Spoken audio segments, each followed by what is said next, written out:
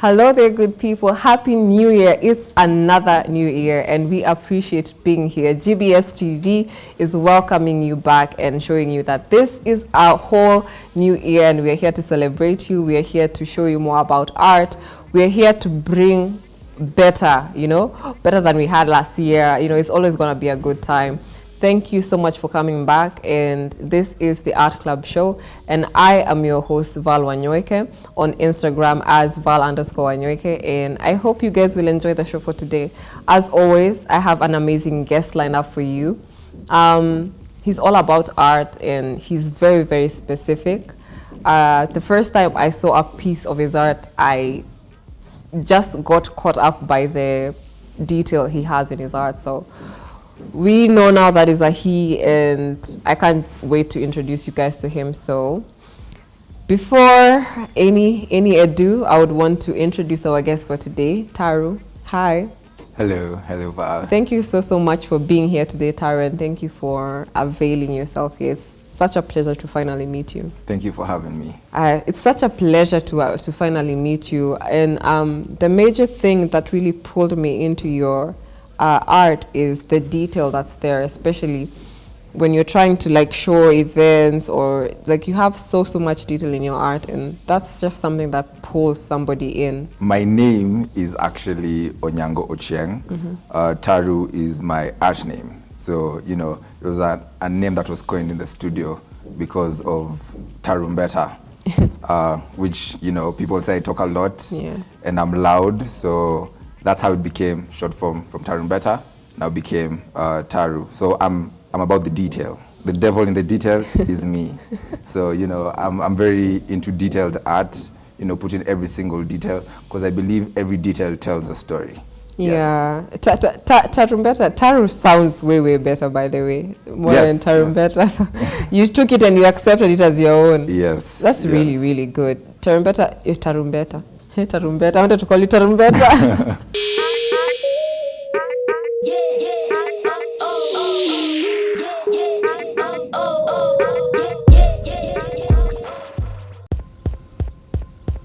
Alone, we can do so little. Together, we can change the world. Countless souls are working to find solutions to make a better life for all and for our planet. From 61 nations, 334 teams, we want to recognize 4 teams in our Life's Good Award.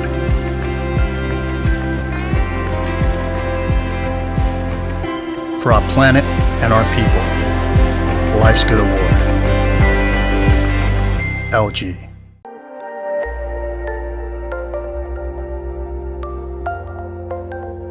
Everywhere, GBS.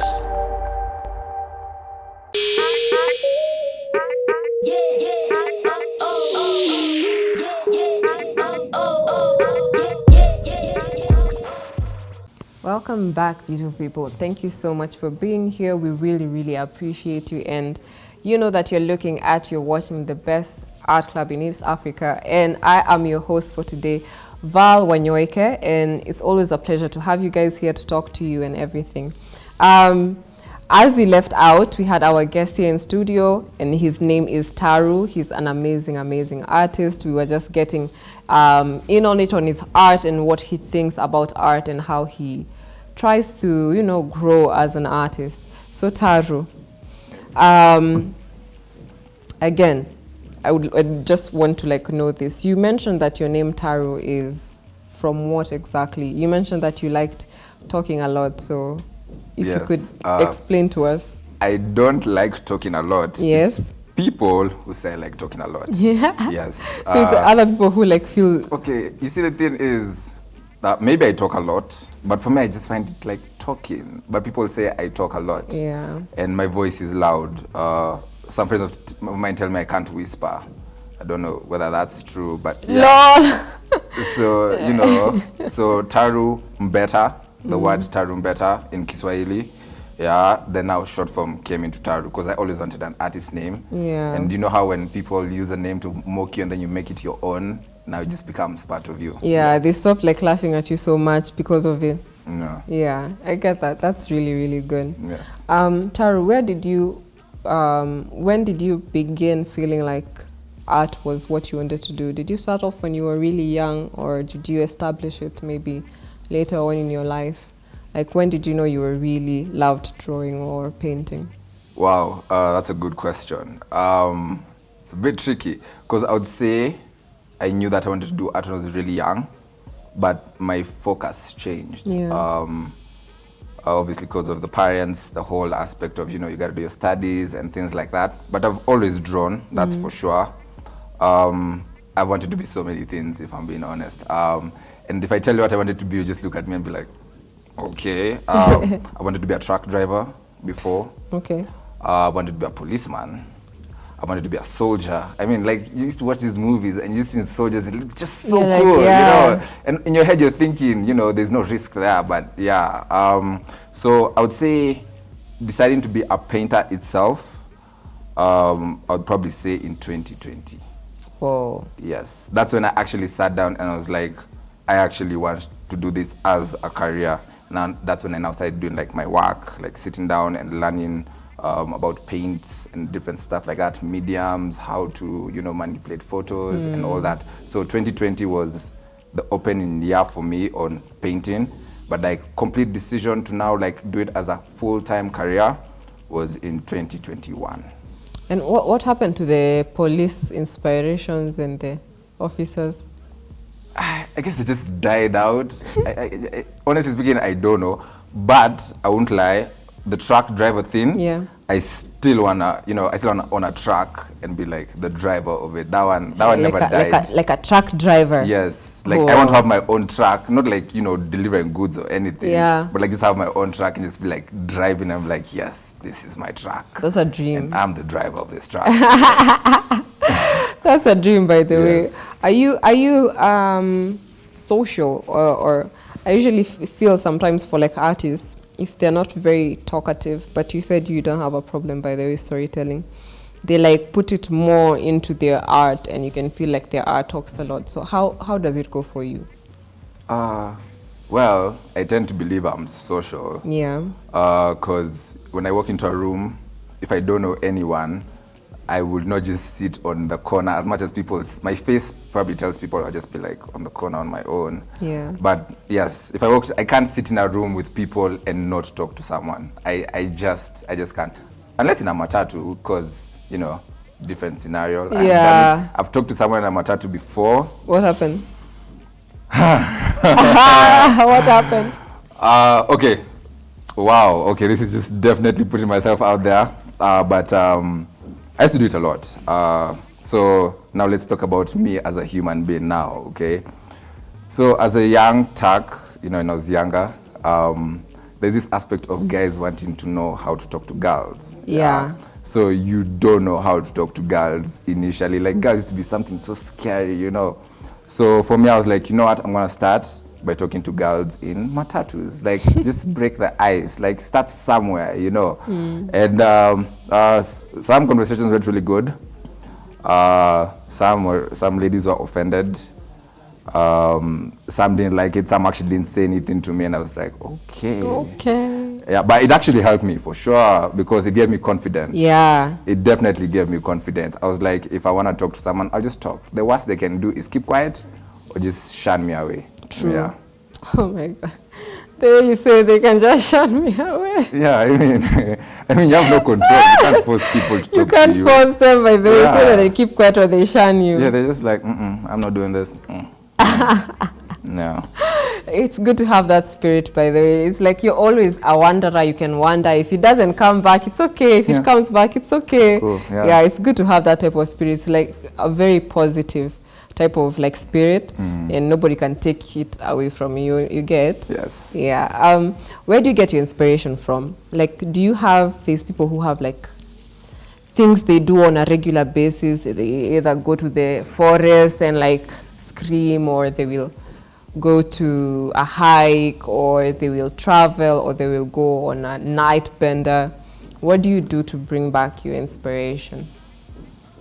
Or to get inspo? I would say my inspiration just comes from human beings. I just observe people, and then I get a story out of them, and then now I start like doing sketch works of whatever I want to do. So I work in series these days. Yeah. So a series is a couple of paintings with one theme. Yeah. So like the painting you can see here, this is a series titled Women and Power. So it was just about showing the power of women, and I was trying to use animals to show that. Yeah, like the cheetah behind her. It's a cheetah? It's a black panther. It's a Yes. cheetah, joy. Cheetah, the lines are like Yes, hey, yes, yeah. It's a black panther. So it's more of so this was definitely inspired by the whole my dress my choice vibe, Yeah. where women, and then also we have the feminist movement and women empowerment and all that. So I was trying to put that Wow. in my work. Yeah, because even what she's holding. So what she's holding is an ankh, and an ankh symbolizes like growth and reproductivity. Like, you see how, like, for me, like, I know it's a man thing, but I'm very fascinated by ladies, because I always tell my friends, from you comes an entire generation, Yeah. you know. So that power to actually bring someone into life, like life comes through you. I don't know whether you've ever thought about it. Imagine. But like life comes through you, you know. And that for me was just, like, I just wanted to celebrate women appreciation. by painting them. Yes. Wow.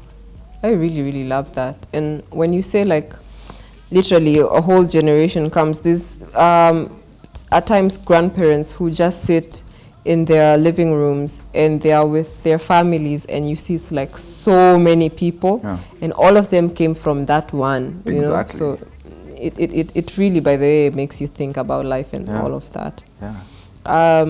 Who do you get inspiration from? Do you have like any local artists that you really, really admire and like look up to them before we go to the international? Yes, Clevas Yes. Odiambo. That guy's work just, I don't know. It just really gets to me, you know. Like, I connect with his work. Yeah. I like his process of working. I like his thought process. Like, he's just generally, you know, an amazing guy. I've met him because, you know, I'm that kind of person who, I mean, I like you, so, you know, I gotta get to know you at some point. So yeah, I've met him. Pretty cool artist. He even like shared with me some of the tips of his painting and stuff like that, and I tend to apply them in mine, but they don't work as well. So yeah, like there's the sauce.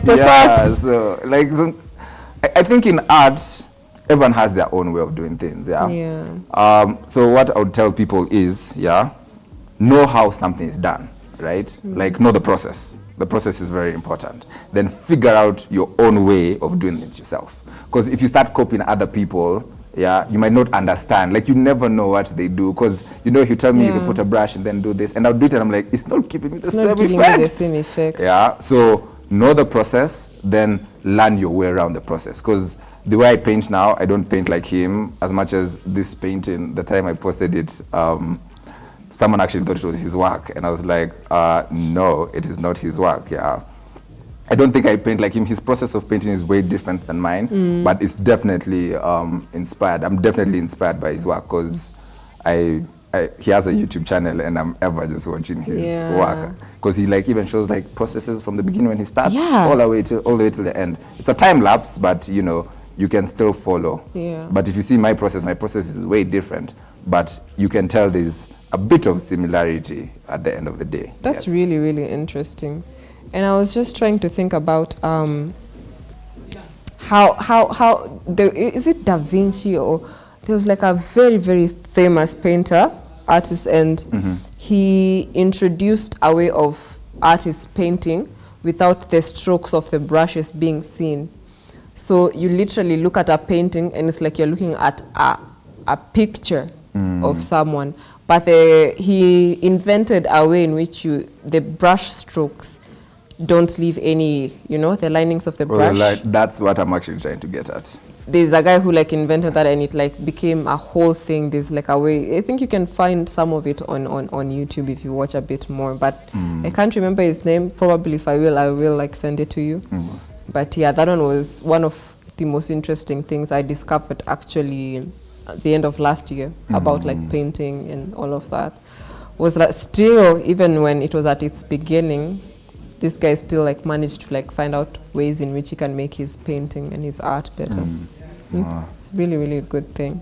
Yeah, definitely. Yeah. So but then you've told us about a local Yes. artist. You have any around internationally, even in the past? Probably yes. But I like to support local talent. Yeah, so we keep it there. Yeah, let's just keep I'm it with there. you. So Yeah. Clavers Odhiambo. Yes, clever so damn. I need to. I'm even ashamed that I don't know him, by the You way. should. I'm He's gonna actually go. a well-known painter in the country. Maybe when I know, I've seen like some of his He works. recently did a mural for Google, the Google offices in Kenya. Oh, really? Yes, he's a well-known. Yes, Yo. just find out about him. You'll be amazed. I think I've even seen his work. Maybe it's just. I'm the sure you name. have. I'm Yeah. sure you have. Yeah. Yeah. I have this really. It's an important question because it's what makes you you, and what makes you authentic. Like, what do you feel like makes you authentic in your work, in your personality, in how you just approach life? I think what I would say makes me authentic is how I view the world. Yeah. I don't view the world as people usually do. And I believe actually all artists don't view the world. I usually say artists are normal and everyone else is abnormal because, we were all created and artists create. So we're the only ones doing what we were brought into this world to do. Yeah. So I feel like the reason why I would say I'm authentic is because I tell a story with my work.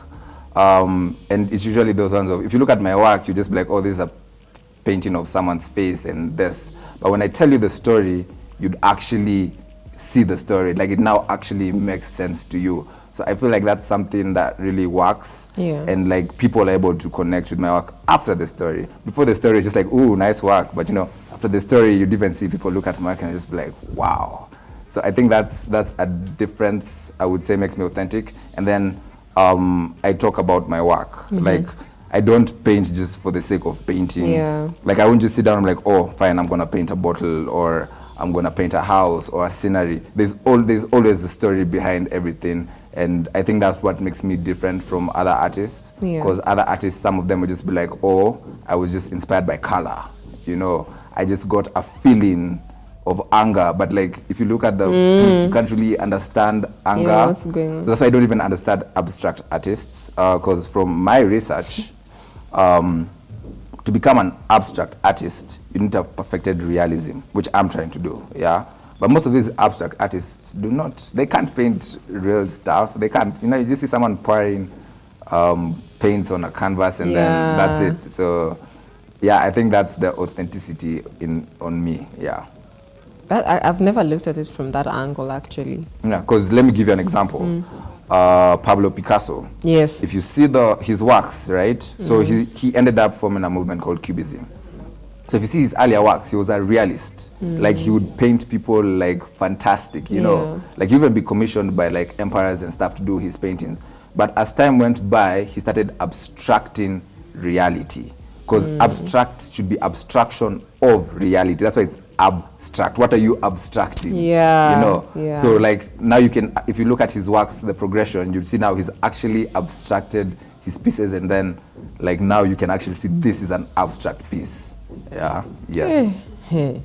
Guys, please don't go around talking if you don't know what you're talking about. This guy, like, clearly the way he explains it about the abstract, I don't even think I ever looked at it in that way, but now it makes a lot of sense. Because nowadays, this abstract artists, you'll just like draw something, but it doesn't look really complete, and then just say it's an abstract, but you don't know where it's coming from. But I didn't know, by the way, it was like that. Like, you had to like know first. I just thought it was like a side in the art that they go to and they say, I'm an abstract artist. People do it. Yeah.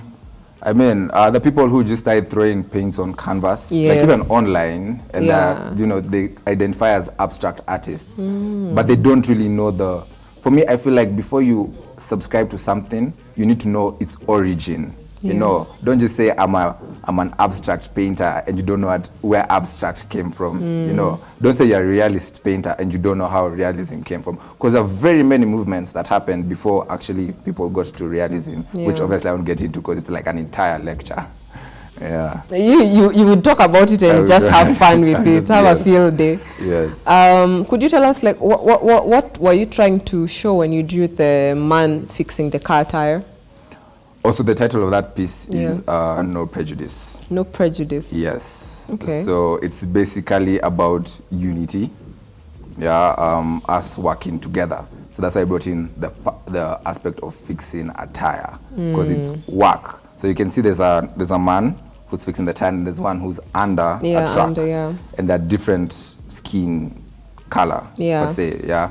So for me, it was just a piece that was trying to express the fact that we can work together and be of different ethnicity, different skin color, different race, different tribe. It doesn't matter. But if we're working towards the common goal, like we can achieve so much. So that's why I did that piece. That piece was just about unity and showing that we can work together for the greater good. That's really, really beautiful. And also for the Maasai lady and the old guy with the cigar. Could you please tell us those two also? Yes. So this is a Yoruba lady. Yeah. The piece is titled Engulfed.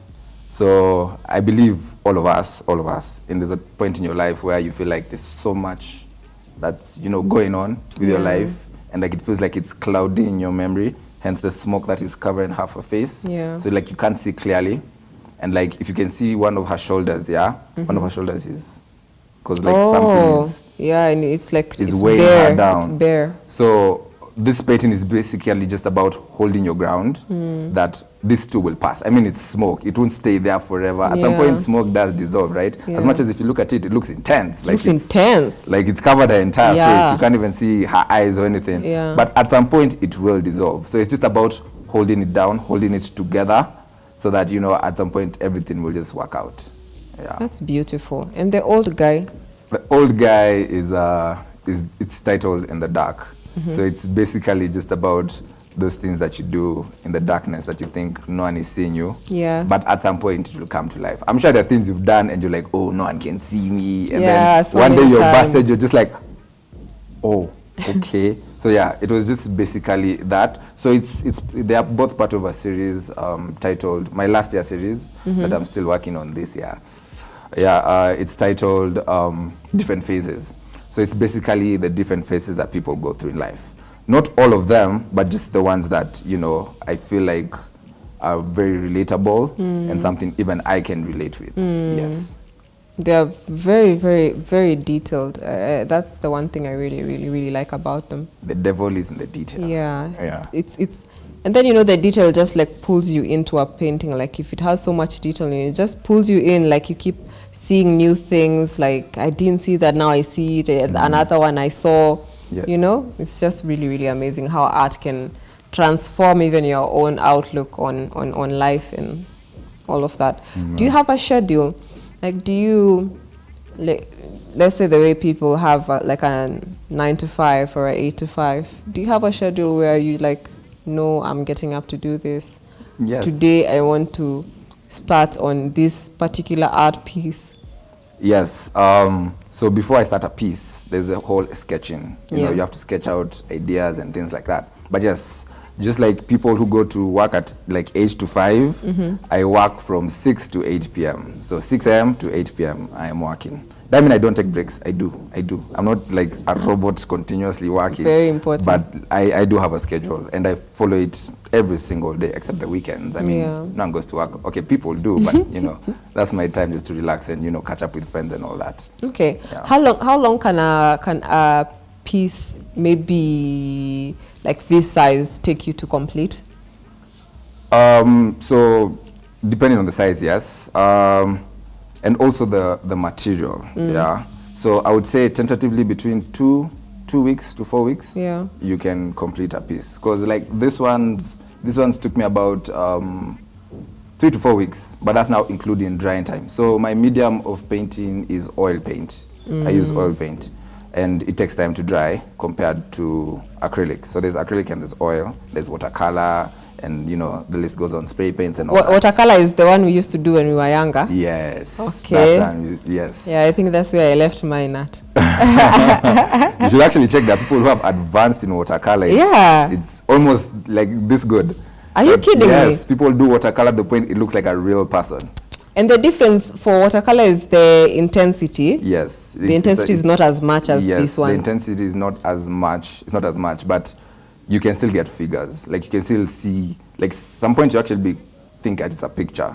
Because you should check out. They are very good watercolors. I should, because I never knew, by the way, that they could do this with like watercolors. Yeah. So now for me it's oil, and oil takes time to dry. So like 3 days. So I work in layers, in 3 layers. So first layer, just like the base, like obviously sketch out the piece, get like form, shape, and all that. Yeah. And now second layer, a bit more detail, like colors and all that. And the third layer is now when I'm there with a brush, just executing every single like the detail. small finishing details. Yes. What happens? Please tell me. What happens when you've done the whole sketch? You've like colored half of it, and by mistake you trip on something and you like paint it half across it with like a red line accidentally. What would happen in such a case? And your painting is like it's literally almost half done. So the good thing is for an oil painter, you can use like turpentine or white spirit to rub it off, but that will definitely affect the whole piece. The whole thing. Yes, but you can rub it off. With acrylics, you might have to build on it, but it will still be seen. The problem with oil is if I put like a red layer at the background, even in the final layer, it will be seen. That's something I learned way later on. Yeah. So every layer counts. Every single layer counts. So if you see you've made a mistake, you just have to rub it as like immediately. If you let it dry, done. That's it. It will just be seen. Because I remember there's a piece I did of Nelson Mandela when I was starting, my painting journey and all that. Like I put a really dark brown, because I was like, African, let me put that brown right there. Yeah. And then as I was trying to build, and the guy is light skinned. Because now you see the thing about watching videos, So there are different styles of painting. So there are people who start with like brown and white. Yeah. So that's what I was going for, right? And now you see, I don't know the intensity. I'm just putting color. I'm like, I saw this online, so I'm gonna do it, But the end of the painting, as much as yes, I was putting the light skin, but that brown still came out so strong. I was like, God damn, okay, fine. There's nothing much I can do here, but it was a learning curve. So yes. You always have to, by the way, go through like mistakes for you to actually realize. There's a better way you could have done it. Yeah, definitely. Yeah. What do you feel about like the Kenyan industry, like the Kenyan art industry? Do you feel like it's supportive? Do you feel like there is more that can be done? I believe more can always be done. Always, like more can always be done. But personally, I feel like where the Kenyan art industry right now is actually growing. I mean, you see paints and sips all the time, like cafes, yes, inviting people to come and paint and sip. So like people are becoming more sensitized to artworks and things like that. So I think over the past 5 years, we are doing well. And then we also have people who appreciate art. They're like Kenyans who, very few, but they're actually like Kenyan, resident Kenyans. Because obviously you have like the whites and the Indians and all those ones constantly they love art. But like we should now have like our actual people buying art. So yes, it's a good thing. I mean, I've sold a piece to a Kenyan before, and I was like, okay, wow, like it was shocking. I was like, oh, you want my work? Like, wow, sure. And then mostly it's one of where you're like, so this is the price, and then you look at them, those ones of he's gone. Like, oh, okay, fine, I will send to him. Like, oh, okay, so yeah. So for me, I would say the Kenyan industry is actually also embracing art. That's really good. I'm really happy to hear that, because there was a point where anytime I'd hear a conversation about art, it would always be like, why should I pay that much for this picture? They even call it a picture. Like, you get. So I feel like nowadays it's becoming more welcomed, and it's warmer now that you can go and even spend like 20K, 30K on a painting and not feel bad. You see it somewhere in your house and you're actually just glad that you got it. Now, can I explain why you should pay all that money for that painting? Please. So personally, I believe, actually it's not even I believe, it's the truth. When you go to work, you sweat. They say work for your sweat, like you eat what you sweat for. Even artists, the same thing. As I'm painting, I get tired, okay? Yeah. And the energy that I use to paint is transferred into my work. Because, you know, I mean, we did basic science, energy transfer and all that, right? So people have never looked at it that way, but it's actually a transfer of energy. As I'm painting, my energy is being transferred to that painting. Yeah. So in actual sense, as much as yes, you're buying my painting, you're buying my energy. You're buying a piece of me, because my energy is a piece of me. Yeah. Once it's gone, I can't get it back. But, you know, the good thing about painting is you can have a representation of your energy. So like, oh, this is my energy. That is my energy. So yeah, that's why you need to, you know, pay that amount of money for that. And also, we're winding up, but if you could tell us, please, what's your standard pricing for your art, like from lowest to highest, or even just from the lowest? So if we're talking about pencil, Or you also do with the pencil, just yes, with the pencil? I also do pencil. Okay, I've not done it in a while because I feel like people in Kenya have now moved more into painting. Yeah. But my standard price for pencil work, A4, the lowest, framed, is 4,500. Okay. Yeah. My standard price for painting, the smallest I do, is about 60 by 40. That's 20,000. Okay. But usually when it comes to painting, the price varies. So it's not really about the size, it's about the concept. Yeah. Because I can do a piece this big and sell it for 80. And I can do still a piece this big and sell it for 30. You know, so it's not really about the size. People always have that thing of, oh, size and that. Yeah. But like it's more about the concept than the size. Yeah. Because these two paints are the same size, but they're totally different prices. Oh, by the way, how is these two prices? Because I feel like they have the same intensity. There's so much in it. There's so much color. There's so much detail. How much do these two pieces go for? So this one goes for 80,000, Yeah. and that one goes for 70,000. Why is that one is because of the colors? The color and the thought process behind it. Yeah. And also the intensity of the story. You know, like it's something that's, you know, like not many people think about it. Yeah, not many people think about it. I mean, things you do in the dark, people think about them quite often. Yeah. Like when you're in the dark and you're just there with your phone or whatever, you're very conscious about it. But about things that are really, you know, getting to you, people tend to shun them away. So that's why, you know, the price is way higher, because it's something like you can really the feel. thought process, like, Yeah, the thought behind process it. behind it. Oh, okay. Yes. Because somebody would start arguing, oh, why is it priced like this? But you could never really understand, by the way, because this person had an entire thought process. They thought about something, they put it down on paper, they sketched it, they had this whole process and made it now come to life. Like, I understand a painter explaining maybe what a painting was and what it meant, but not now starting to argue about the prices so much, because I feel it's something I can't do. So if I'm coming to you for it, then I should at least respect what it is you're trying to give it out for. Yeah, so I have a soft spot for painters, like for forever. I love art.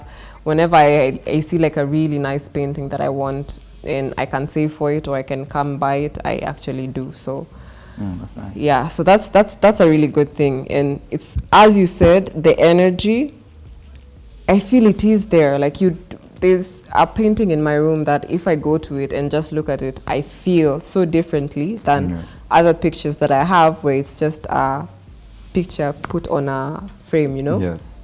Yeah, so I totally relate with that. And guys, continue. We've had a couple of artists, painters who've come on the show, and we always continue to say, support local content, support these young creators. Paintings are things that are really important, and if you just add it to your house, I feel like sometimes it just gives this fresh breath of energy. The one that I currently have is like of a horse, and the horse is running on a beach, and you can see like the water splashing and that momentum that it had. So like every day I look at it, I just see that momentum that the horse had, and it's the same that I go with. For some reason, it just makes me feel so much better. So always support local content, support his art. Go, he'll give us his page. Go look at his page. see what he does. If you'd like something, support him, all of that. And we're really, really glad to have you here at GBS TV Africa. Thank you for having me. Before we go, just introduce yourself. Unajua kuna wale wanakuanga wameingia kwa show ikienda kuisha. Guy nimemiss. So introduce yourself again. Give us your social media and anywhere that these guys can find you. Okay, my name is Onyango Ochieng, but as an artist, I go by the name Taru. I'm on Instagram, I'm on Facebook, and you can find me at Taru_I_am. So that's TARU_I for ink _am, AM, yes. Okay, thank you so much, Taru. It was such a pleasure having you here. I have enjoyed the conversation with you. You are very smooth to talk to, and it's like, you know, you are carrying the end, you know what it is you're talking about. So it was just a really, really fun interview. I've learned about a lot, and I've looked at things differently that I had not before. So that's really, really special to just be able to learn about things that you never really could learn anywhere else. You're not going to go to school and, you know. Yes. So thank you so much for being here. We appreciate you. We appreciate your art. These two I really love. Like, guys, we'll show them to you like properly, but he has really, really amazing art pieces, and I'm so glad to have met you. And I hope in your journey you continue to grow, and you continue to also help others to grow, and I hope you get to the destination that you want to get to. Thank you. Happy New Year. Happy New Year. We are saying Happy New Year until 25th of January. So guys, keep warm. At least it's not as cold as it was, by the way, at the end of last year, but keep safe. Always remember that you can watch the unedited, uncut version of this on YouTube. That is at GBS TV Africa. You can text us on our SMS line. That is at 24411. What else, my people? I have been your lovely host for today, Val Wanyweke. On my Instagram, that is at Val_Wanyweke. And it's always a pleasure to talk to you guys and, you know, ride with you, bring you all this amazing new art that's here to be discovered each and every day. So we make it easier for you to also discover art, find artists, know about art, you know, bring art together. It's all about art here, and we are so happy to always have you here with us. So without further ado, I'd like to end this show for today, but don't you be scared, because we're going to be here next week, and I hope you'll come and catch up with us. I'll have amazing content for then, but for now, chill out, have a good evening, and, you know, enjoy your weekend. Thank you so much. I have been your host, Val_Wanyweke.